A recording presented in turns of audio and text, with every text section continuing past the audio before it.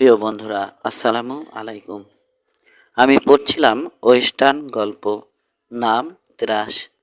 এখন শুরু করছি শেষ অংশ। 10। খবর আনতে আবার বেরিয়ে গিয়েছিল রবার্ট অ্যালেন। কিছুক্ষণ পরে ফিরে এলো সে। জানালো তালিকায় নাম আছে এমন 22 জন পুরুষ আর 5 জন নারী শহর ছেড়ে চলে গেছে। তবে জমজমাট ব্যবসা ছেড়ে এক চুল নড়েনি জ্যাক চেম্বারল্যান্ড। ওরা তোমার জন্য অপেক্ষায় আছে, ড্যান, বলল কার্টিস। এটা যে একটা ফাঁদ নিশ্চিত জানি আমি। তোমার হয়ে বরং আমিই যাই। রাইফেল ভালো চালাই আমি। তাছাড়া আমাকে আশা করছে না ওরা। মাথা নাড়ল লসন। তা হয় না টিম। ধন্যবাদ তোমাকে। এ আমার কাজ, আমিই করব। প্রায় আধ ঘন্টা লাগলো তৈরি হতে। সারা শরীরে ব্যথা, আড়ষ্ট পেশি আর সন্ধিগুলো নড়তে চাইছে না। একটু নড়াচড়া করলেই হাড়ে হাড়ে টের পাচ্ছে লসন। হাতের আঙুলগুলো নাড়াচাড়া করলো। আড়ষ্ট রয়ে গেছে এখনো। সামনে অনেক দায়িত্ব পড়ে আছে। এ ভাবনায় খানিকটা সুস্থ করে তুলল ওকে। এর ফাঁকে জো হারপার এসে জানালো লুকিয়ে আবার শহরে ঢুকেছে বেরি, ডবিন আর সেইন থমসন। চেম্বারল্যান্ডের বারে গিয়ে ঢুকেছে। শুনেই খেপে গেল লসন। বাড়তি কার্তুজ আর শটগান নিয়ে বেরিয়ে পড়ল। করছে বেরিয়ে আসতে দেখলো দূরে জেনারেল স্টোরের পাশের গলিতে সেদিয়ে গেল একজন। ল অফিসের উপর নজর রাখছিল নিশ্চয়। ব্যাপারটা গ্রাহ্য করল না লসন। হাঁটতে হাঁটতে ডিক ফেলটনের অফিসের সামনে এসে দাঁড়ালো। সাংবাদিকের সঙ্গে কথা বলল কিছুক্ষণ। শেষে শহরের একমাত্র রেস্তোরাঁ ব্লু লেগুন এ ঢুকে পড়ল। জানালার পাশে একটা টেবিল দখল করে কফির ফরমাশ দিল। জেরেমি টাউনের দীর্ঘ মূল রাস্তা আর বেশ কিছু বাড়ি চোখে পড়ছে এখান থেকে। টিম কার্টিসকে দেখতে পেল। জ্যাক চেম্বারল্যান্ডের সেলুন থেকে বেরিয়ে আসছে। রাস্তায় কিছুক্ষণ পায়চারি করলো সে। তারপর আবারও ঢুকে পড়ল সেলুনে। স্মিথ হাসলো লসন। তারা নেই, অপেক্ষা করুক থমসনরা। কফিটা বেশ ভালো, উপভোগ করছো। নিজেকে ক্রমশ সুস্থ মনে হচ্ছে। থমসন, ডবিন এবং রক্স, তিনজন ভয়ঙ্কর লোক, লুকিয়ে অপেক্ষা করছে ওর জন্যে। জ্যাক চেম্বারল্যান্ডও ভয়ঙ্কর। তবে লসন জানে জয়ের ব্যাপারে পুরোপুরি নিশ্চিত না হয়ে পিস্তলে হাত দেয় না সে। কোরি মার্টিন আছে যখন, এখন তখন এলিট থমাসও থাকবে। তবে কিনকেড আর ওর চালা জেস হারকার নাও থাকতে পারে। হয়তো পুরোটাই জানে তারা, কিন্তু এটা যেহেতু ওদের ব্যাপার নয়, সেহেতু দূরে থাকবে ওরা। আরেক কাপ কফির অর্ডার দিল লসন। সেলুনের সামনে আরেকজনকে দেখা যাচ্ছে এখন। লোকটাকে চিনতে পারল লসন। Mic Anderson. নির্দিষ্ট কোনো পেশা নেই তার। কখনো সিসকে চোর, কখনো রাসলার, আবার জুয়ার টেবিলে ধান্দাবাজ হিসেবেও দেখা গেছে তাকে। লসন বুঝতে পারল ওর উপর নজর রাখার জন্য পাঠানো হয়েছে লোকটাকে। এদিক ওদিক তাকালো অ্যান্ডারসন। হোটেলের দিকে এগিয়ে আসছে, সতর্ক মাপা দৃষ্টি চোখে। লসনকে হোটেলের ভেতরে দেখে থমকে দাঁড়ালো মুহূর্তের জন্য। তারপর এমন ভাব করল যেন দেখতেই পায়নি। নিতান্ত খামখেয়ালিপনার সঙ্গে ভেতরে ঢুকলো সে। লসনের 3-4 টেবিল দূরে বসলো। কফি আর পাইয়ের ফরমাইশ দিল চড়া গলায়। মিনিট 5 পরেই ঢুকলো হ্যান্স কোবান।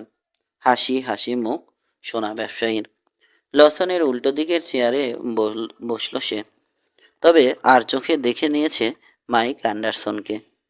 কফিটাও চমৎকার, দারুণ লাগছে, হালকা সুরে বলল লসন। শহরের দায়িত্ব নেয়ার পর এই প্রথম স্বস্তি বোধ করছি আমি। খানিকটা ঝুঁকে এসে নিচু কণ্ঠে যোগ করল। ভান করলো যেন কাউকে শুনতে দিতে চায় না। এবার নিশ্চিন্তে আক্রমণ করতে পারবো। রাস্তার ওপাশে আমাদের ছেলেরা তৈরি আছে তো? ঝুঁকি বুঝে নিল সোনা ব্যবসায়ী। হ্যাঁ, তৈরি সবাই। বেশ, নিশ্চিন্ত হয়ে গেল। যাকে সোনা কেমন তুলছো তোমরা? ভালোই। বিভিন্ন বিষয়ে কিছুক্ষণ কথা বললো ওরা। কার্ল বেনেট এসেছে, এক ফাঁকে জানালো কোবান। বিশালদেহী আরও এক লোক এসেছে শহরে। মুখে লম্বা একটা দাগর। বলল তোমার কাছে এসেছে। পাহাড়ের একটা বাথানে নাকি থাকে ওরা। এবার সত্যি স্বস্তি বোধ করলো লসন। ভুল হওয়ার কোনো সম্ভাবনা নেই। এ নিশ্চয় ম্যাট হিগিন্স, ওদের ফোরম্যান। পিস্তলে দারুণ চালু, বিশ্বস্ত এবং লড়াকু লোক। নিশ্চয় বাবা পাঠিয়েছে ওকে। আনমনে ভাবল লসন। কফি শেষ করে উঠে পড়ল অ্যান্ডারসন। কি এক তাড়ায় পেয়েছে যেন তাকে। দ্রুত বেরিয়ে গেল। হোটেলের পেছন দরজা দিয়ে বেরোলো লসন। দ্রুত পায়ে এগোচ্ছে। খোলা জায়গায় আবর্জনা আর উচ্ছিষ্ট পড়ে আছে। বিভিন্ন দালানের পেছন দিকে দিয়ে ও যখন জ্যাক চেম্বারল্যান্ডের সেলুন ব্লু মাউন্টেনের পেছন দরজায় পৌঁছলো সরে সবে তখন সামনের দরজা দিয়ে ভেতরে ঢুকছে মাইক অ্যান্ডারসন। ও তো বসে বসে আয়েশ করে কফি খাচ্ছে। অ্যান্ডারসনে অ্যান্ডার্সের কণ্ঠ শুনতে পেল লসন। তবে ওর বোধ হয় একটা পরিকল্পনা আছে। শুনলাম কার্ল বেনেট আর ম্যাট হিগিন্স এসেছে শহরে। মানে? খেকে উঠল চেম্বারল্যান্ড। কয়েকজন নাকি সশস্ত্র অবস্থায় অপেক্ষা করছে রাস্তার ওপাশে। কার্ল বেনেটকে তো চেনই, অ্যারিজোনার বিখ্যাত গান ফাইটার। আর হিগিন্সের কথা আগেও শুনেছি আমি। বহুদিন ধরে লাপাত্তা ছিল। এতদিন বোধহয় পাহাড়ে লুকিয়েছিল। Matt Higgins? সন্দিহান সুরে বলল ডবিন। একসময় আউটল ছিল হারামজাদা। এখন বোধ হয় পাহাড়ের ওপাশে যে বাথানটা আছে ওখানে কাজ করে। ঝামেলা জ্যাক। হিগিন্স কঠিন লোক। ওরিগনে একবার লসন কি পরিকল্পনা করেছে বুঝতে পেরেছ? জিজ্ঞেস করলো রক্স। প্রায় উপেক্ষা করলো ডোমিনকে। হিগিন্সের দুঃসাহসিকতার ফিরিস্তি দেওয়ার সুযোগ দিল না। জানালার পাশ থেকে উকি দিল লসন। দুজনকে দেখা যাচ্ছে। এদেরকে আত্মসমর্পণ করতে বলে লাভ নেই। মরে গেলেও তা করবে না কেউ। সুতরাং লড়াই ছাড়া বিকল্প নেই। ঝটিকা আক্রমণ করতে হবে, নইলে এতগুলো দক্ষ লোকের বিরুদ্ধে টিকতে পারবে না ও। অ্যান্ডার্স উত্তর দেওয়ার আগেই সবাইকে চমকে দিয়ে ভেতরে ঢুকে পড়ল লসন। দরজা খোলার শব্দে মুখ তুলে তাকালো সবাই। স্মিথ হাসি লসনের ঠোঁটে। আমার পরিকল্পনা হচ্ছে বলেই বেনি ডোমিনের উদ্দেশ্যে প্রথম গুলিটা করলো। কারণ ডোমিন গুলি খেয়ে পড়লে থমসনের উপর পড়বে। তাতে লক্ষ্য স্থির করতে অসুবিধা হবে বিশালদেহী গানম্যানের। ডোমিনের পেট বরাবর গুলি করলো। শটগানের গুলি দ্বিতীয় গুলিতে ফেলে দিল কার্ট রক্সকে। পরমুহূর্তে হাঁটু ভেঙে বসে পড়ল লসন। যাতে টার্গেট হিসেবে অন্যদের কাছে নিজে ছোট হয়ে যায়। আঙুলগুলো আড়ষ্ট হয়ে আছে এখনো, তবু সহজেই হোলস্টার থেকে পিস্তল বের করে ফেলল। থমসনের প্রথম গুলি এক চুলের জন্যে মিস করেছে ওকে। ধীরে সুস্থে এবার বিশাল দেহির পেট বরাবর একটা গুলি পাঠিয়ে দিল লসন। মেঝেই শুয়ে পড়েছে অ্যান্ডার্স। আমার কাছে পিস্তল নেই, সমানে চেঁচাচ্ছে সে।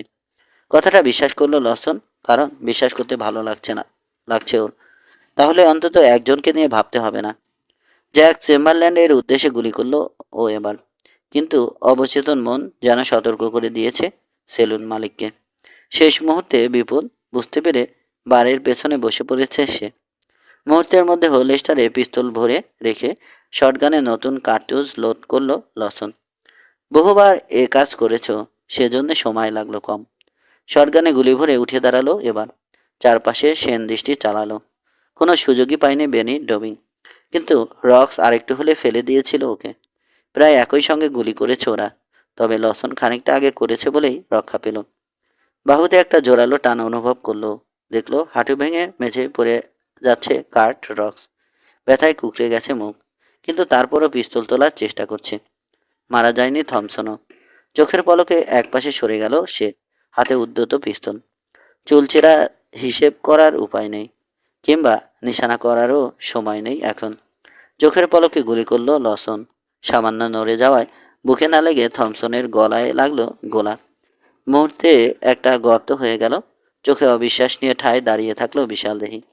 তারপর দরাম করে আছড়ে পড়ল কাঠের মেঝে। এবার কাঠ রক্সের দিকে মনোযোগ দিল লসন।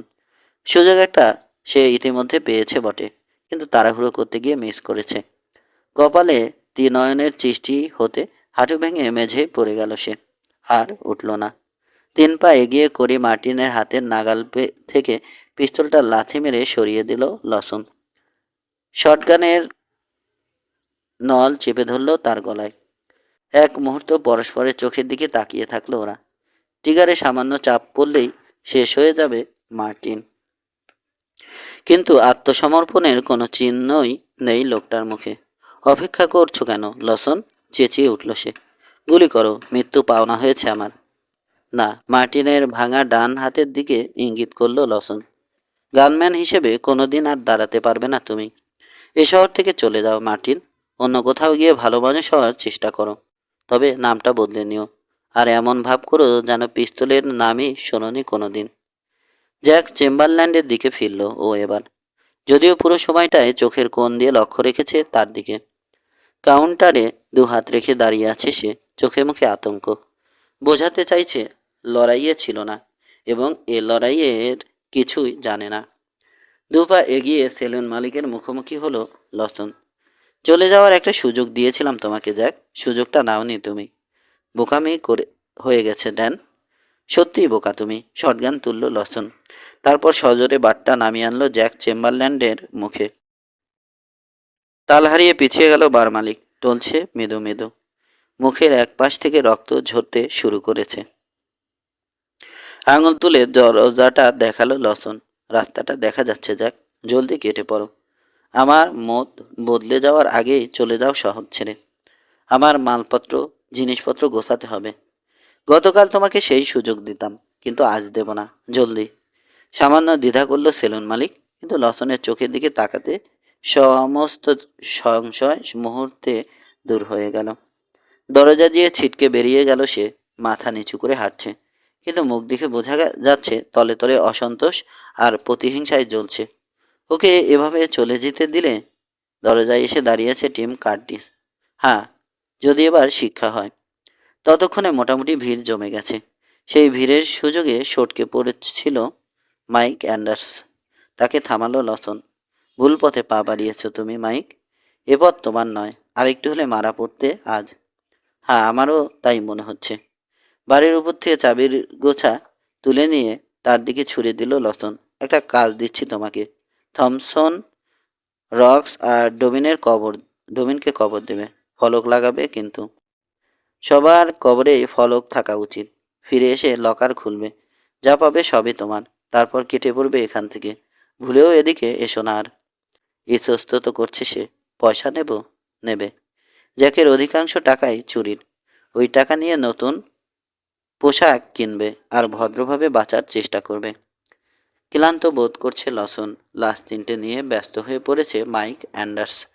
ইতোমধ্যে একজন সহকারী জুটে গেল ওর। ভিড় কমে যাচ্ছে। শটগান আর পিস্তল রিলোড করে সেলুন থেকে বেরিয়ে এলো লসন। অনুভব করছে আবার অসাড় হয়ে যাচ্ছে আঙুলগুলো। বিশ্রাম চাইছে শরীর, কিন্তু অবচেতন একটা স্পৃহা কাজ করছে এখনো। কিনকেট, জেসি ওয়েন, এলি থমাসের মতো ডজনখানেক হিংস্র মানুষ রয়ে গেছে এখনো। সে কি খুন করতে ভালোবাসে? কবিতে চুমুক দিতে দিতে ভাবছে ড্যানি লসন।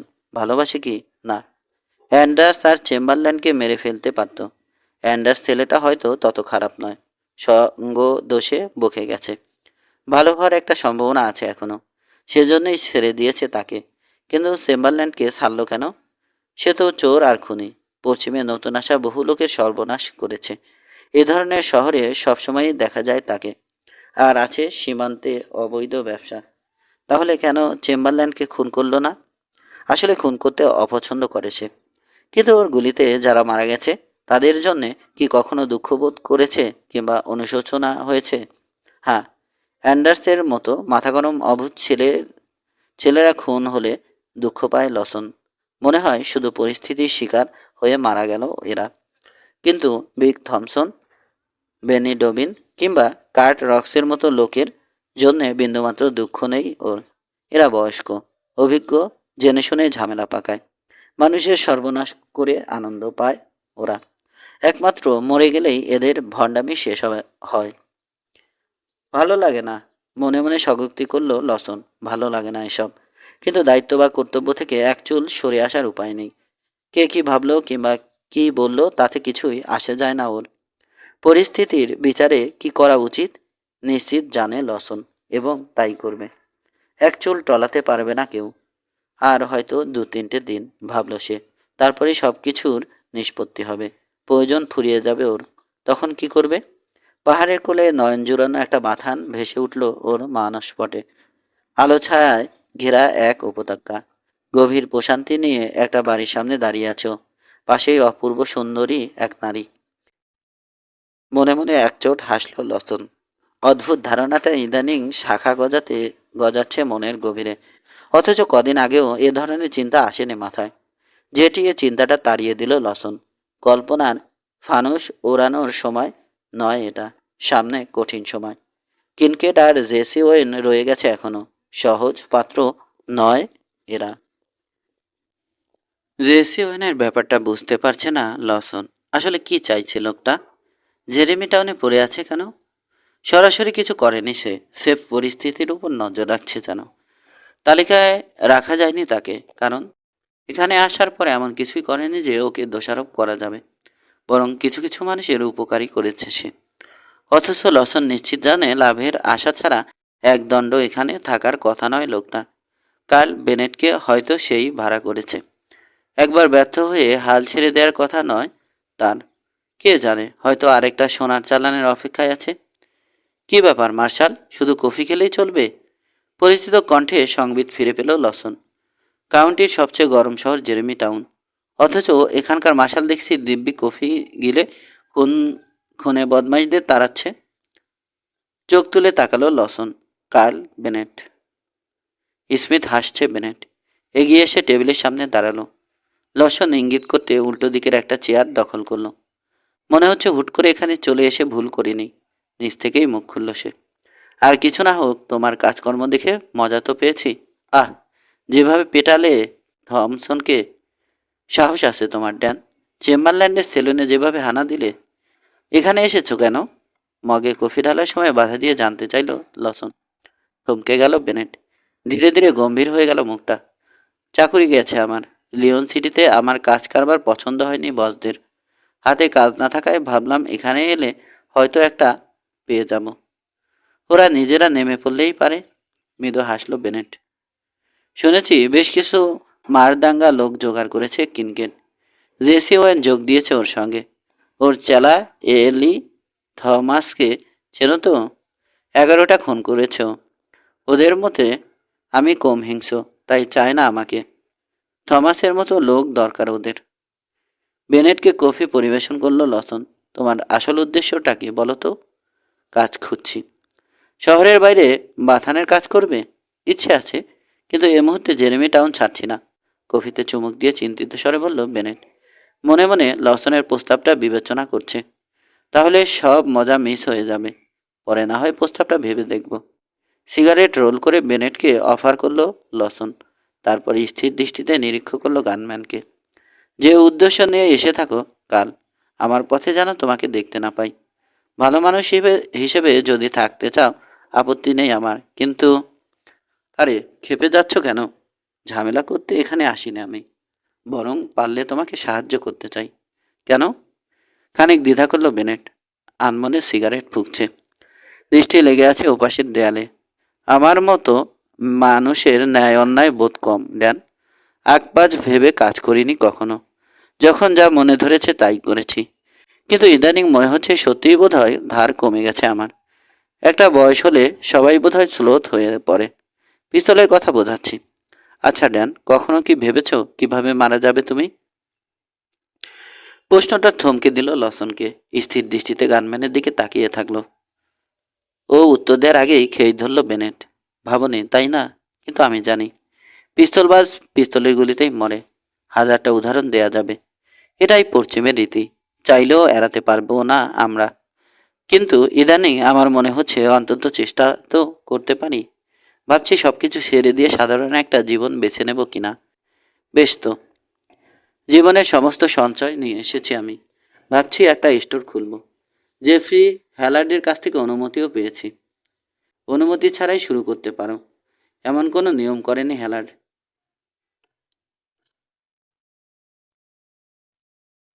ইচ্ছে মতো ব্যবসা শুরু করতে পারে যে কেউ, কেবল ঝামেলা না করলেই হলো। কিন্তু আমি ভাবছি আরও কদিন পরে শুরু করব, ঝামেলাটা শেষ হোক, শহরটা শান্ত হলে। কথাটা শেষ করলো না সে। লসনের মতো সেও যেন এই শহরে টিকে থাকার সম্ভাবনা সম্পর্কে সন্দিহান। তবে আশান্বিত নিশ্চয় নইলে এখানে থিতু হওয়ার চিন্তা করতো না। জানালা দিয়ে বাইরের রাস্তায় চোখ বুলালো লসন। সন্ধে হয়ে এসেছে প্রায়। শহরের পশ্চিম পাহাড়ের পেছনে ডুব দিচ্ছে সূর্য। পাহাড়ের বিপরীতে উজ্জ্বল আভা তৈরি হয়েছে দিগন্তে। আরেকটা ঘটনা মুখর রাতের শুরু। আনমনে ভাবল, কে জানে কাল সূর্যোদয় দেখার সৌভাগ্য হবে না কার। উঠে দাঁড়িয়ে মাথায় হ্যাট চাপালো বেনেট। ব্লু লেগুনের ধারে কাছে পাবে আমাকে, ড্যান। দরকার পড়লে জানাতে দ্বিধা করো না, আমার পক্ষে যতটা সম্ভব। কেন এখানে এসেছি তোমার প্রশ্নের আরেকটা উত্তর আছে, কিন্তু সবারই অহংকার থাকে, সেটা শেষ হয়ে গেলে তার অস্তিত্বই থাকে না।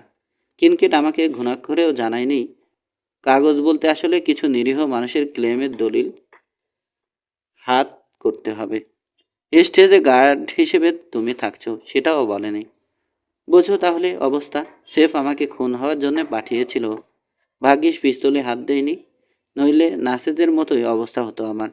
মজুরিতে দেয়নি, উল্টো ভীতু বলে গালাগাল করেছে আমাকে। থেমে জানালা দিয়ে শহরের দিকে তাকালো গানম্যান। প্রতিজ্ঞায় দীর্ঘ হয়ে গেছে চোয়াল দুটো। সুযোগ পেলে সেই অপমানের শোধ আমি নেব। আনমনে নট করল লসন।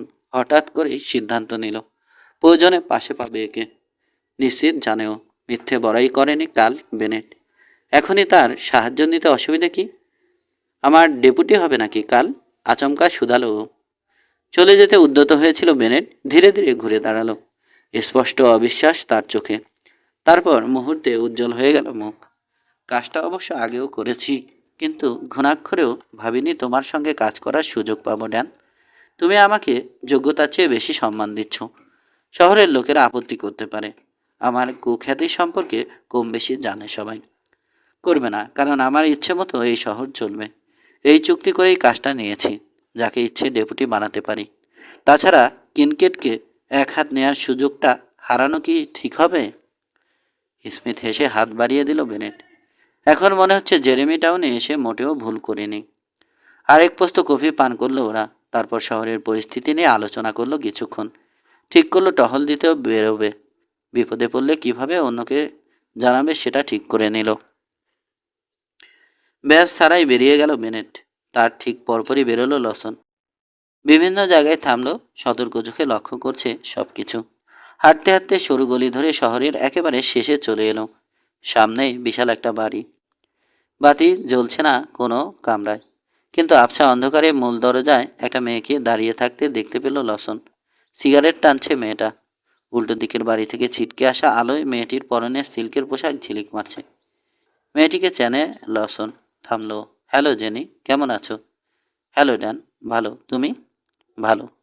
তোমার পুরুষ মানুষটা কি আশেপাশে আছে? মুহূর্তের জন্য দ্বিধা করলো মেয়েটা। কালো চোখে সংশয় ফুটে উঠেছে। না, তালিকায় নাম ছিল ওর। তোমার জন্য ওকে চলে যেতে হয়েছে। দুঃখিত জেনি, কিন্তু তুমি তো জানোই ওর স্বভাব চরিত্র কেমন। জানি আমি, তিক্তস্বরে বলল জেনিফার লয়েড। তাহলে ওকে ছেড়ে দিচ্ছ না কেন? হয়তো ওর জন্যেই একদিন বড় কোনো সমস্যায় পড়ে যাবে তুমি। জানি, হয়তো তাই হবে। দীর্ঘশ্বাস ফেলে সিগারেটে শেষ টান দিল জেনি। তারপর পায়ের কাছে ফেলে জুতোর তলায় পিষল। কিন্তু ওকে ভালোবাসি আমি। ভালোবাসা ব্যাপারটা কি তুমি বোঝো, ড্যান? চুপ করে থাকলো লসন। কিছুটা হলেও বিব্রত বোধ করছে। সত্যিই কি কোনো ধারণা আছে ওর এ ব্যাপারে? চিন্তাটা তখনই থামিয়ে দিল লসন। একসময় বলল, হয়তো বুঝি জানি, কিন্তু আমার কথা হচ্ছে, ভালো যখন বাসই তাহলে ওকে ভালো করার চেষ্টা করছো না কেন? চেষ্টা করছি ডান। তুমি খুব ভালো মেয়ে জেনি। 4টে শহরে তোমাকে দেখেছি। 5টা লিডভিলেও ছিলাম আমি। ঠিক আছে, 5টা। এবং সব জায়গায় তুমি খুব শান্তিপ্রিয় ছিলে। অন্যের মঙ্গল চেয়েছো সবসময়। মনে আছে ব্রাস ব্রনসলভিলে যখন কলেরা লেগেছিল, আক্রান্তদের ফেলে চলে গিয়েছিল সবাই? তুমি কিন্তু রয়ে গিয়েছিলে। এছাড়া আর কি করতে পারতাম আমি? রাইফেল হাত বদল করলো লসন। কিন্তু সবাই তোমার মতো উচিত কাজটা করেনি। ঠিক আছে জেনি, আপাতত বিদায়। পরে দেখা হবে আবার। বড় রাস্তায় ফিরে এলো লসন। অন্ধকারে দাঁড়িয়ে থেকে সতর্ক দৃষ্টি চালালো পুরো শহরে। আজ রাতে একেবারেই শান্ত হয়ে আছে জেরেমি টাউন। সেলোনা জুয়ার আড্ডাগুলো প্রায় ফাঁকা। কাল সকাল থেকে আবার ব্যস্ত হয়ে উঠবে শহরটা, কিন্তু তখন সে নাও থাকতে পারে। কাল বেনেটি সব ঝুটঝামেলা সামাল দিতে পারবে। আর মাত্র একটা কাজ বাকি আছে, কিনকেট আর জেসি ওয়েনকে থামাতে হবে। ঘোড়ার তীক্ষ্ণ চিহি শব্দে সংবিত ফিরে পেল লসন। সমস্ত চিন্তা মুহূর্তে উধাও হয়ে গেল। পাশ ফিরতেই গলি ধরে ছুটে আসতে দেখলো একটা বাঘবোর্ডকে। প্রাণপণে ছুটছে ঘোড়াগুলো। 50 গজ পেছনে গাঢ় কিছু কাঠামো দেখতে পেল লসন। চোখ কুচকে তাকালো ও। অন্তত 20 জন ঘোড়সওয়ার। বাঘবোর্ডটাকে তাড়া করছে এরা। গলি ধরে সরাসরি বড় রাস্তার দিকে ছুটে আসছে বাঘবোর্ড। বাঘ পেরোনোর সময় একদিকে হেলে পড়ল। সজোরে ধাক্কা খেলো কোনার বাড়ির দেয়ালে। হুড়মুড় করে কাত হয়ে পড়ে গেল ওটা। রাস্তায় ছিটকে পড়ল এক যাত্রী। একজন, না 2জন যাত্রী। উঠে বসার চেষ্টা করছে পড়ে যাওয়া লোকটা। তাকে চিনতে পারল লসন। হ্যান্স কোবান। অন্যজন মেরি কোবান। কোন নরকে গিয়েছিল ওরা? দু পায়ে ভর দিয়ে উঠে দাঁড়ানোর চেষ্টা করছে সোনা ব্যবসায়ী। পর মুহূর্তে লসনকে দেখতে পেল।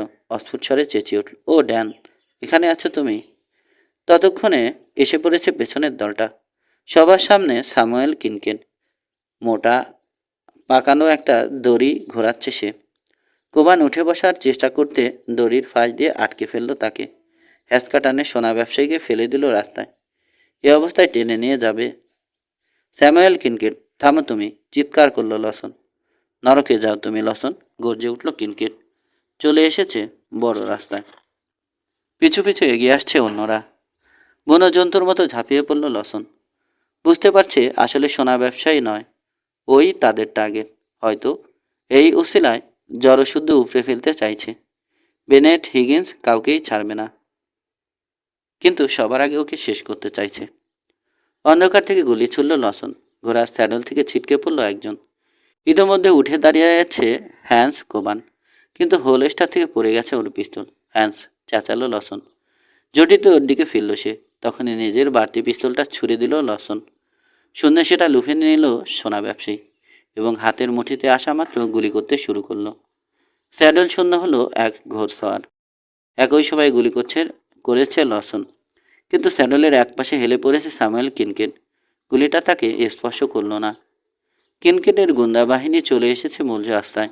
সমানে গুলি ছুটছে।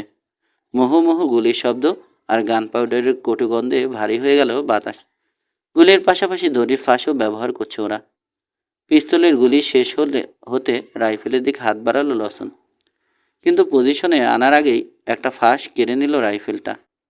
আরেক ঘোড়সওয়ার পাশ দিয়ে ছুটে যাওয়ার সময় প্রচণ্ড জোরে ল্যাশো দিয়ে আঘাত করল ওর মুখে। কয়েক মুহূর্তের জন্য অন্ধ হয়ে গেল লসন। ধুলো উঠছে সর্বত্র। চোখ পিটপিট করে দৃষ্টি পরিষ্কার করার প্রয়াস পেল। এক হাতে অন্ধের মতো পিস্তলে গুলি ভরছে, কিন্তু ল্যাশোর ফাঁস ছুটে এসে পিস্তলটা কেড়ে নিল এবার। এক ঘোড়সওয়ার লাথি মেরে ধুলিময় রাস্তায় ফেলে দিল ওকে। কয়েক গজ এগিয়ে ঘোড়া ঘুরিয়ে নিল সে। তারপর ছুটে এলো ফিরতি পথে। যাওয়ার সময় মারিয়ে যাবে লসনকে। এমন মজা পায়নি বহুদিন। খড়খড়ে কণ্ঠে উল্লাস প্রকাশ করলো স্যামুয়েল কিনকেন। দেখো দেখি, আজ শুধু সোনা ব্যবসায়ী নয়, জেরেমি টাউনের টাপ মার্শালকেও ঘায়েল করতে যাচ্ছি আমরা। মজাটা টের পাচ্ছ লসন? তোমার খেল খতম, আজই শেষ হয়ে যাবে তুমি। চোখ ফিরিয়ে লোকটাকে খুঁজল লসন। দেখা যাচ্ছে না কিনকেটকে। ছুটন্ত ঘোড়সওয়ারকে এড়াতে আন্দাজের উপর একপাশে সরে গেল। বাড়ির দেয়ালের সঙ্গে মিশিয়ে দিল শরীর। সবার পথে ভাগ্যক্রমে পেয়ে গেল নিজের পিস্তল।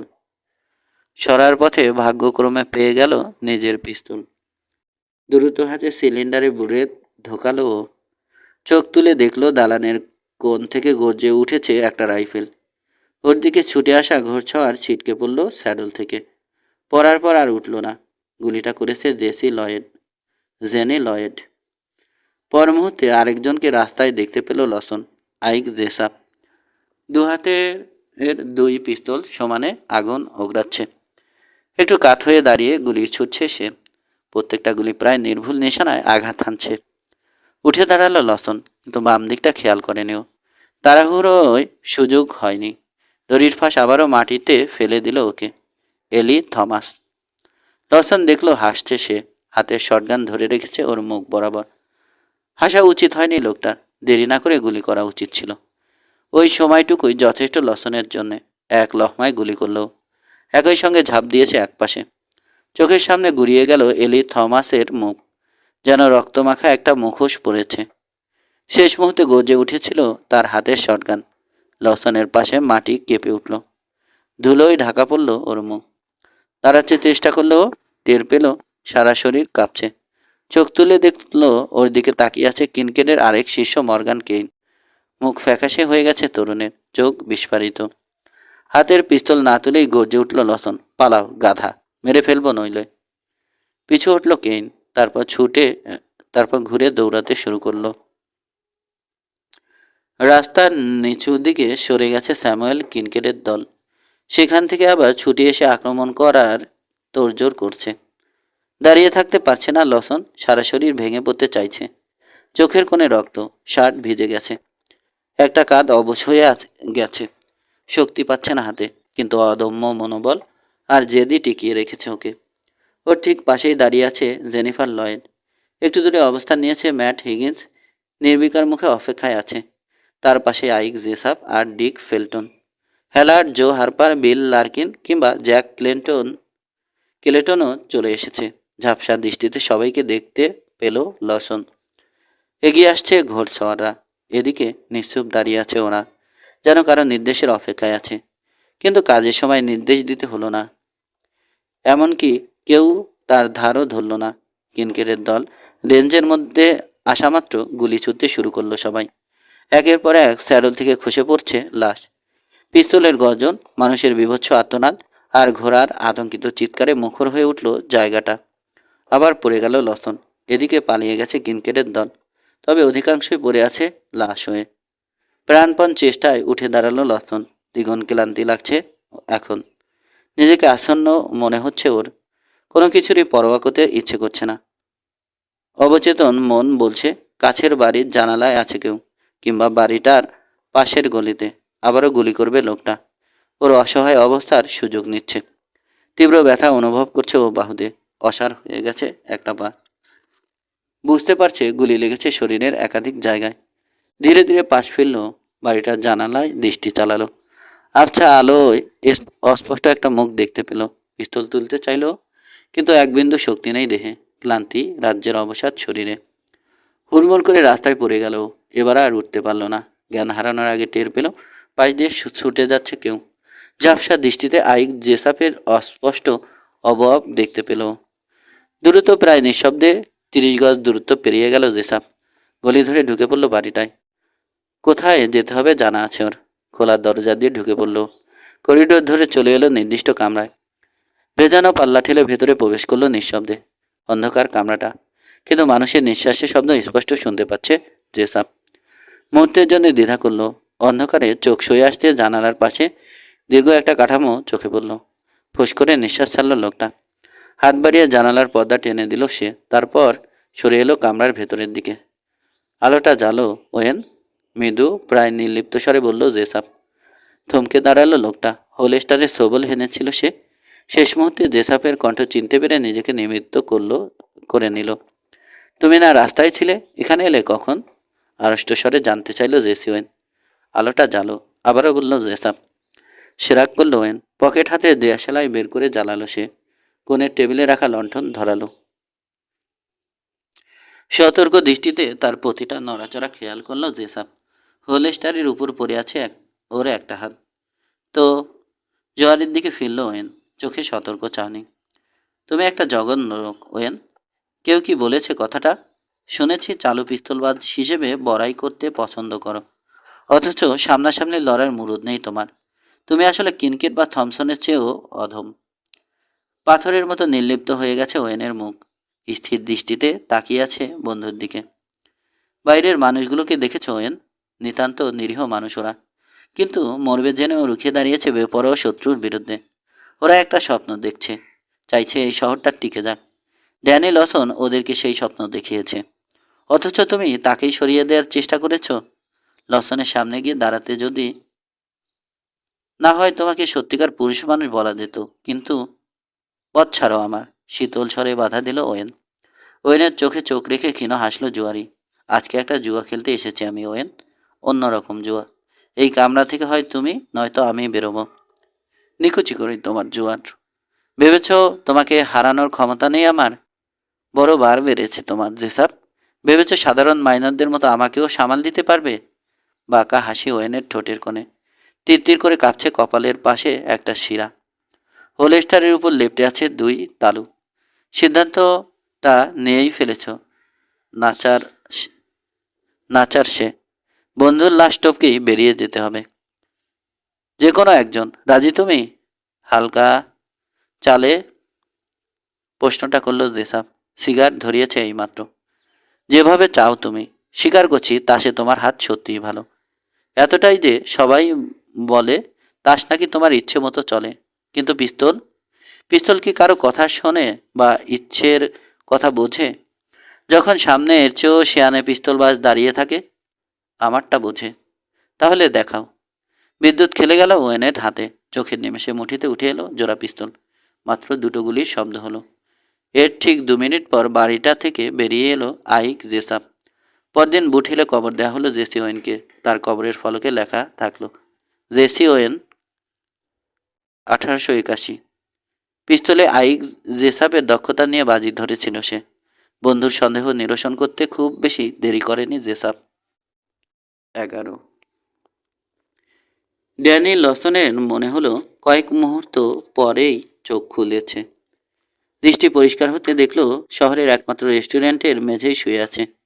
দরজায় রাইফেল হাতে দাঁড়িয়ে আছে আইক জেসাব। 2 জানালায় অবস্থান নিয়েছে ম্যাট হিগিন্স আর কার্ল বেনেট। কারো কোলে মাথা ওর। চোখ তুলে চোখ তুলে দেখলো লসন। Julia Larkin. নীল আয়ত চোখে রাজ্যের উদ্বেগ আর শঙ্কা। ঠিক পাশেই মেরি কোবান। একটা কেচির সাহায্যে ওর রক্তমাখা শার্ট কাটতে শুরু করেছে জেনিফার লয়েড। ফেলটন, হারপার, হ্যালার সবাই আছে কামরায়। বাইরের কি অবস্থা বলো তো? ক্লান্ত স্বরে জানতে চাইল। শান্ত এখন, উত্তর দিল ফেলটন। মনে হচ্ছে চুকে গেছে সব কিছু। তবে কে জানো গুলি করেছিল জেসি ওয়েনকে। মারা গেছে ও। দৃষ্টি নামিয়ে নিজের দিকে তাকালো লসন। ওর শরীর থেকে রক্ত মুছতে শুরু করেছে জেনি। কাঁধে বুলেটের ক্ষতটা নিজেই দেখতে পেল। আঘাত কতটা গুরুতর আমার? 4টে গুলি ঢুকেছে তোমার শরীরে। প্রচুর রক্ত হারিয়েছ। চোখ বন্ধ করল লসন। শরীরে কোনো ব্যথা অনুভব করছে না এখন। তবে অসাড় হয়ে আছে বাম বাহু। সারা নেই তা হাতে। ক্লান্তি আর আড়ষ্টতায় পেয়ে বসেছে মুখ আর হাতের আঙুলগুলোকে। জেনি এসব কাজে অভিজ্ঞ ডাক্তারের মতোই দক্ষ, জানেও। ঘরের ভেতরে শ্বাস প্রশ্বাস আর মৃদু চলাফেরার শব্দ ছাড়া আর কোনো আওয়াজ নেই। ওর শরীরে বুলেট খুঁজছে জেনি। টের পেল লসন। ব্যথা, রাজ্যের ব্যথা অনুভব করছে এখন। বাইরে রাস্তায় অপরিচিত একটা কণ্ঠ শোনা গেল। তোমরা ভেতরে আছো যারা, তাদের বলছি, কিনকেটের লাশ নিয়ে যেতে এসেছি আমরা। খোদার কসম, আর কোনো উদ্দেশ্য নেই আমাদের। নিয়ে যাও, উত্তর দিল ফেলটন। তবে এর পরপরই শহর ছাড়বে। তোমাদের কাউকে এখানে প্রয়োজন নেই আমাদের। কথা বলছে কে? ড্যানি লসন কি ওখানে নেই? বাইরে আছেও। তোমাদের খুঁজছে, চেঁচালো বেনেট। সুতরাং সময় থাকতে কেটে পড়ো। নিচু স্বরে নিজেদের মধ্যে আলোচনা করলো ওরা। তারপর আগের লোকটাই মুখ খুলল। ঝামেলা আর চাই না আমরা। কিনকেট নেই যখন, আমাদের কাজও শেষ। ফিরে যাচ্ছি আমরা। তোমরা লসনকে ফিরিয়ে নাও। মৃদু হাসি খেলে গেল জেফ্রি হ্যালার্ডের ঠোঁটের কোণে। ওষুধটা বড় তেতো, আনমনে ভাবল স্কুল মাস্টার। অথচ একেই কিনা অবজ্ঞা করেছে সে। কিছুক্ষণের মধ্যেই পায়ের শব্দ মিলিয়ে গেল। আবার চুপচাপ হয়ে গেল চারদিক। কোথাও জেগে উঠল 2টো মোরগ। কেউ কি একটা বাগবোর্ড জোগাড় করবে? ওকে কেবিনে নিয়ে যাব আমি। জরুরি কণ্ঠে বলল জুলিয়া লার্কিন। বরাবরের মতোই কণ্ঠটা সুরেলা ঝংকার সৃষ্টি করল প্রায় অচেতন ড্যানি লসনের কানে। আচমকা নড়ে উঠল লসনের দেহ। জ্ঞান হারালো সে। কিন্তু জেনি তখন আনন্দে চেঁচিয়ে উঠেছে, পেয়েছি। শেষ বুলেটটাও বের করে ফেলেছি। হয়তো বাথানেই ফিরে যাওয়া উচিত ওর। মৃদুস্বরে আপত্তি করল ম্যাট হিগিন্স। ওর মা বলেছে জোর করে হলেও যেন ধরে নিয়ে যাই ওকে। ড্যানকে অপছন্দ করে এমন লোকের সংখ্যা এখনও কম নয় এ শহরে। কিভাবে ওকে নেবে তুমি, ম্যাট হিগিন্স? তীক্ষ্ণ স্বরে প্রতিবাদ করল জুলিয়া লার্কিন। এই শরীরে পাহাড় পেরোতে পারবে ও? ঠিক আছে, নিশ্চয় যাবেও, কিন্তু আগে সুস্থ হোক। মিসেস লসনকে বলো জুলিয়া লার্কিন নিজে পৌঁছে দেবে ওর ছেলেকে। জি ম্যাম, ম্লান স্বরে বলল হিগিন্স। দৃষ্টি নিচু হয়ে গেছে, কিন্তু ভেতরে ভেতরে সন্তুষ্ট।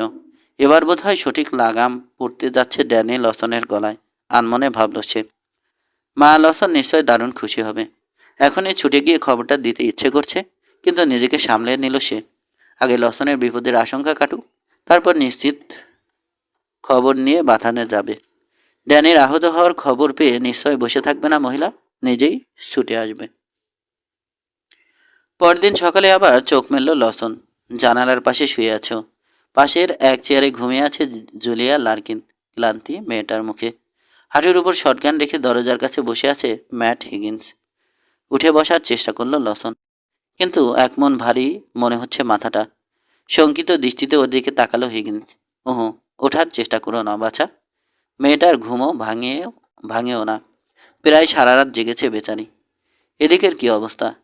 কিনকেড, এলি থমাস, ওয়েন কেউ বেঁচে নেই। মারাত্মক আহত হয়েছে মর্গান কেইন, তবে এ যাত্রা বোধ হয় বেঁচে যাবে। গুলি খেয়েছে আরও কয়েকজন, তবে সবাই তো ভাড়াটে। কিনকেড বেঁচে নেই শুনেই আগ্রহ হারিয়ে ফেলেছে ওরা। টাকা দেবে কে? অন্যরা যারা তখনও শহরে ছিল, কাল রাতের ঘটনার পর আর থাকবে না নিশ্চয়। তুমি পেরেছ ড্যান, শহরটা পরিষ্কার করেছ। নিরুত্তর থাকলো লসন। জানালা দিয়ে বাইরে তাকালো। না, তেমন সুন্দর নয় বাইরের দিকটা। রাস্তাটা কোনো মতে তৈরি, শহরটাও তেমনি। তবে আজ থেকে 20 বছর পর কেউ যদি দেখে, তখন হয়তো মনোরম একটা শহর দেখতে পাবে। লোকটা হয়তো কল্পনাও করতে পারবে না প্রথম দিকে কী অবস্থা ছিল এই শহরে। কত রক্তপাতের বিনিময়ে শান্তি প্রতিষ্ঠিত হয়েছে এখানে, আর অল্পের জন্যে মরতে বসেছিল শহরটা। ম্যাট, শেষে স্বরে বলল লসন, এ শহরটা মোটেও সুন্দর নয়। প্রথম অবস্থায় কোনো শহরই সুন্দর থাকে না বাছা। তবে একদিক থেকে বিবেচনা করলে কালকের তুলনায় আজকে কিন্তু শহরটা অনেক সুন্দর। তোমাদের জন্যে ভালোই হলো।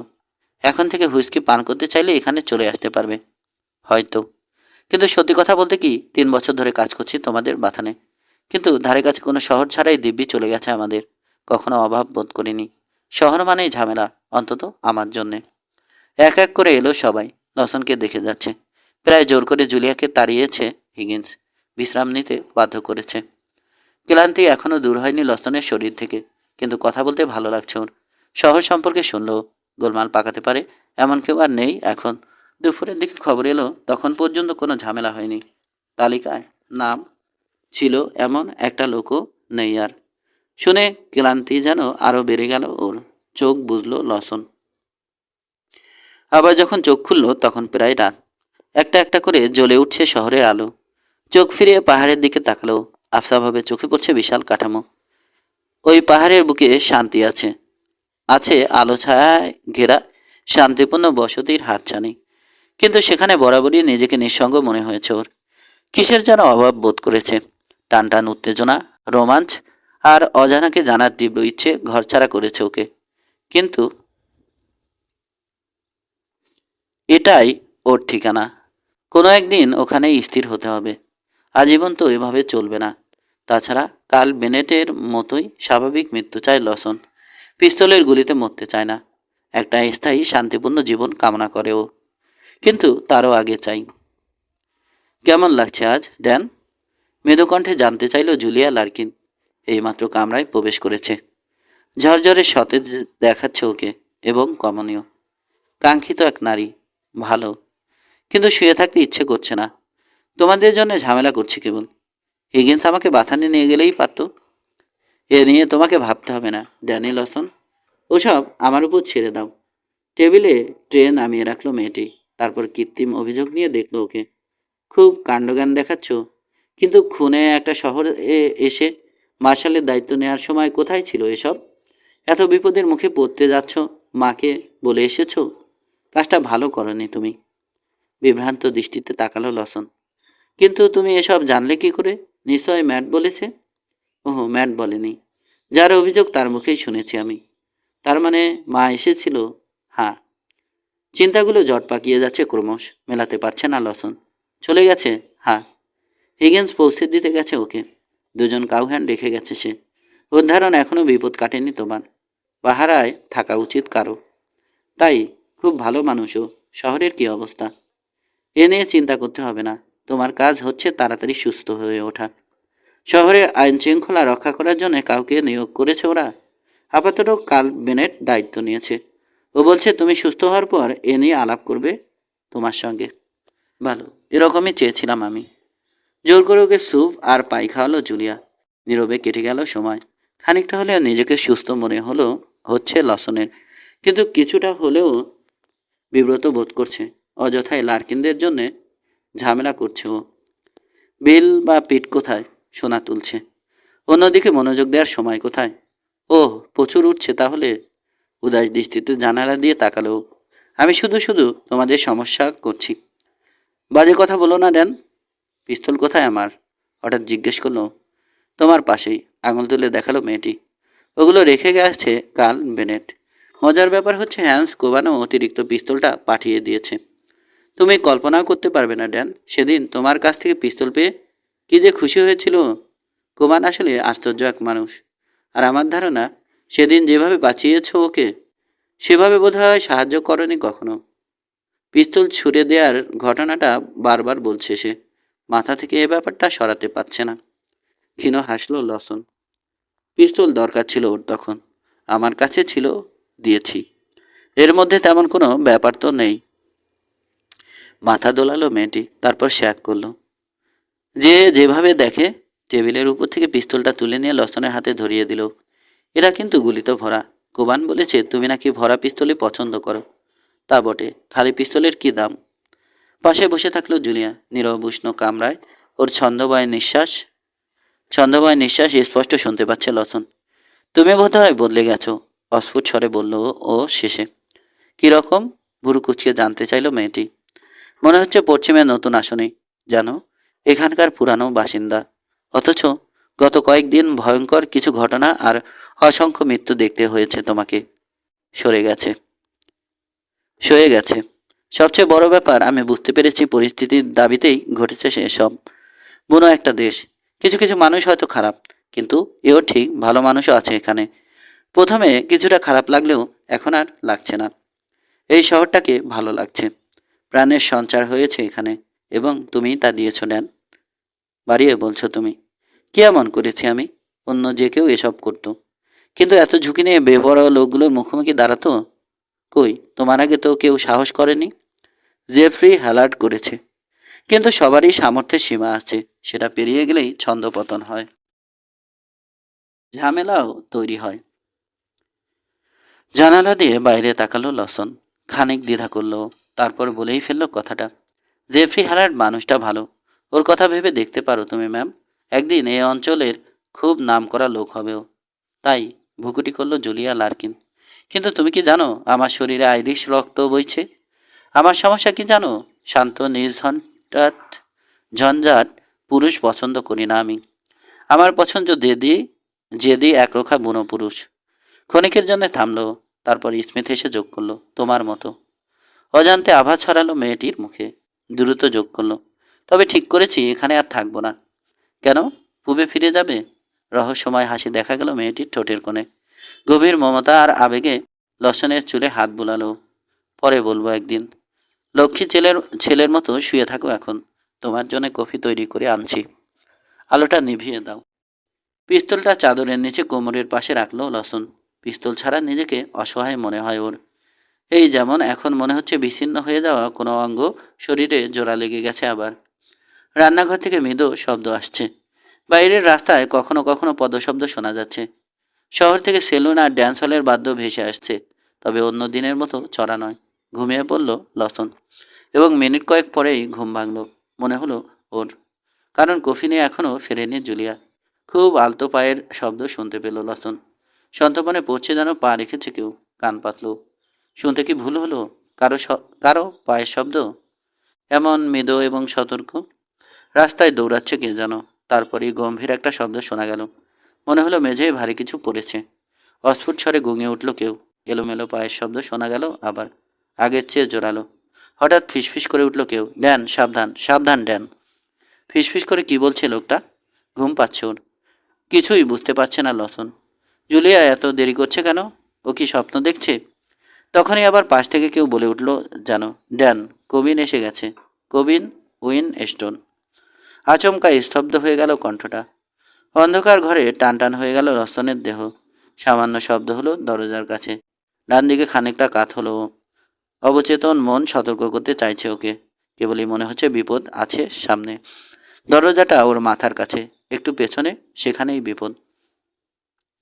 বাম দিক থেকে পিস্তলটা ডান দিকে নিল লসন, ডান হাতের মুঠিতে শক্ত করে ধরে রাখলো। জুলিয়া কোথায়? অবশ্য মনে মনে প্রার্থনা করছে মেয়েটি যেন এখন রান্নাঘরেই থাকে, কিন্তু ওকে সতর্ক করলো কে? জানে না, বুঝতে পারছে না লসন। চুপচাপ অপেক্ষা করলো ও। মুখের ভেতরটা শুকিয়ে আসছে, বৃষ্টিতে ভেজা বিড়ালের বাচ্চার মতোই দুর্বল মনে হচ্ছে নিজেকে, যেন প্রয়োজনে মাথাও কাত করতে পারবে না। গাঢ় একটা ছায়া দেখা গেল কামরায়। দীর্ঘদেহী লোকটা, ডান হাতটা অপেক্ষাকৃত লম্বা দেখাচ্ছে, তার মানে হাতে পিস্তল আছে। হ্যালো ড্যান, বিজয়ের আনন্দ ছায়ামূর্তির স্বরে। হ্যালো কবিন, বলল লসন। শুকনো ঠোঁট ভিজিয়ে নিল জিভ দিয়ে, চোখ পিটপিট করে তাকালো লোকটার দিকে। ভাবিনি সত্যিই আসবে তুমি, কারণ কিনকেট কিন্তু মারা গেছে। আমাকে অগ্রিম দিয়েছ, তুমি তো জানোই আমার কাজের ধরন। পুরো টাকা আগাম না পেলে কোনো কাজে হাত দেই না। তাছাড়া তোমাকে মেরে ফেলতে খুব ভালো লাগবে আমার। কখনোই তোমাকে পছন্দ হয়নি কি না? নিশ্চয়।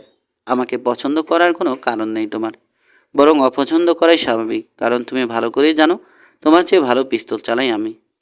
খড়খড়ে স্বরে হাসল কবিন উইনস্টন। বিকৃত শোনালো কণ্ঠ, কৌতুক বা রসবোধ কোনোটাই নেই কণ্ঠে। তুমি আমার চেয়ে ভালো চালাও? কে জানে ড্যান, সেই ফয়সালা হলে তো, কারণ একটু পরেই তোমাকে ফোন করব আমি। সত্যি কথা বলতে কি, বলে চলল সে, এভাবেই যে ব্যাপারটা নিষ্পত্তি হচ্ছে তাতে খুশি আমি। তুমি শুয়ে আছো অসহায়, আহা কি যে ভালো লাগছে আমার। বড় বেশি কথা বলো তুমি কবির, এবং টালবাহানা করতে পছন্দ করো। খুব সহজেই সিদ্ধান্তে পৌঁছে দাও। তোমাকে বোকা বানাতে চাই না আমি কবিন, কিন্তু তুমি কি জানো সঙ্গে পিস্তল আছে আমার? বাহ ড্যান বাহ, এখনও ধাপ্পা দেওয়ার বুদ্ধি হারাওনি দেখছি।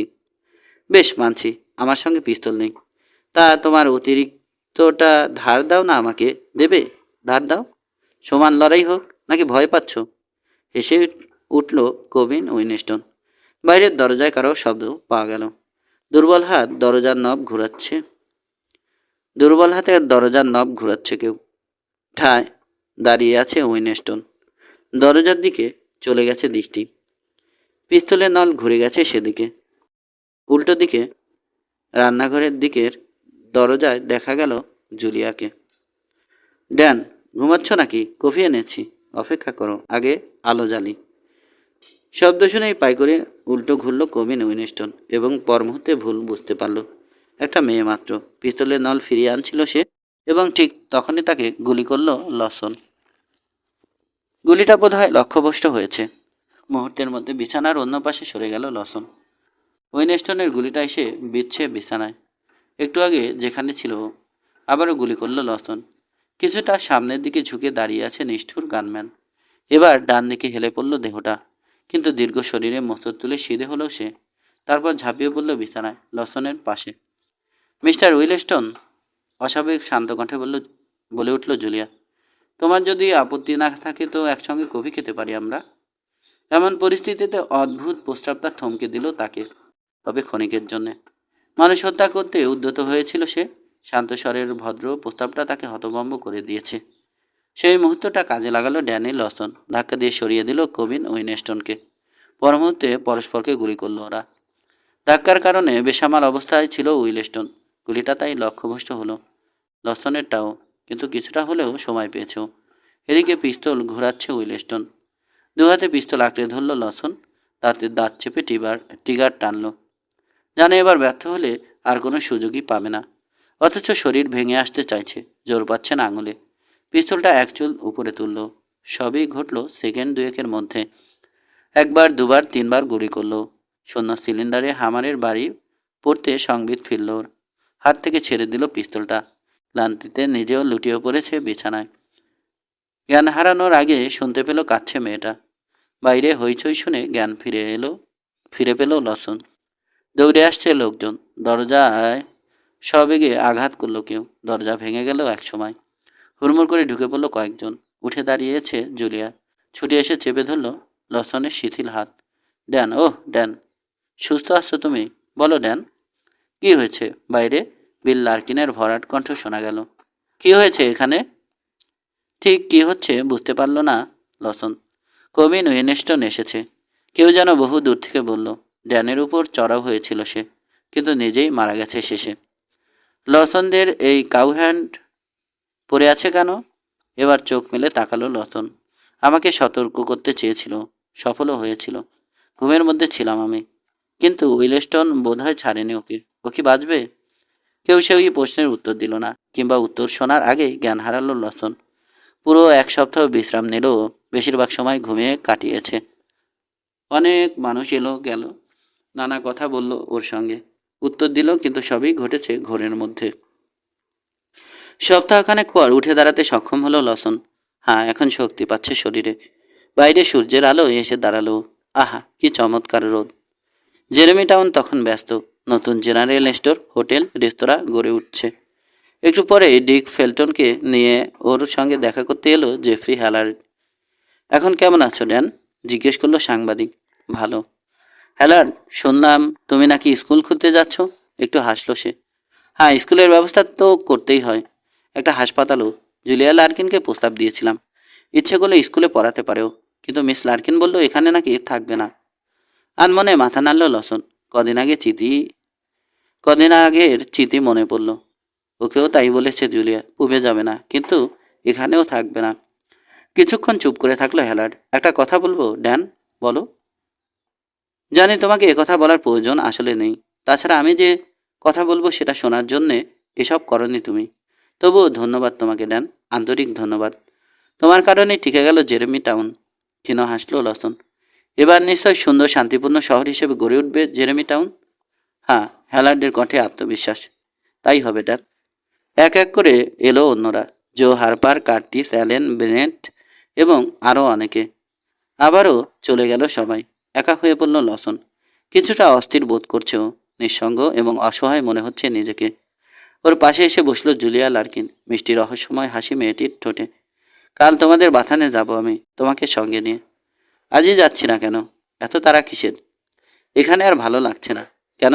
ভুরু কোচকালো জুলিয়া, কিন্তু মুখে স্মিত হাসি। হয়তো এখানে আমার প্রয়োজন ফুরিয়ে গেছে, তাই। জেরেমি টাউনে আর কিছুই করার নেই আমার। কিন্তু অন্য কোথাও নিশ্চয় তোমার প্রয়োজন ফুরিয়ে যায়নি।